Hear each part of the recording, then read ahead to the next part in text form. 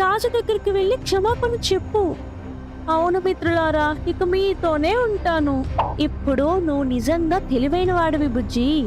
అందరూ కలిసి సింహం రాజు దగ్గరకు వెళ్లారు. సాయంత్రం బుజ్జి సిగ్గుతో సింహం దగ్గరకు వచ్చాడు. స్నేహితులు కూడా అతనితో ఉన్నారు.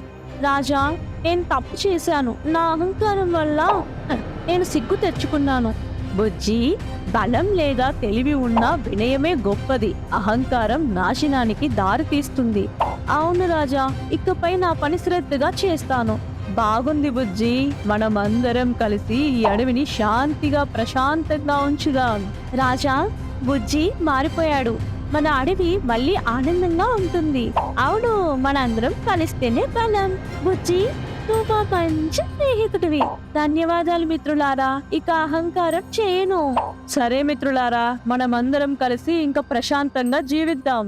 నీతి: గర్వం నాశనానికి దారి తీస్తుంది. వినయం ఎప్పుడూ గౌరవాన్ని తెస్తుంది.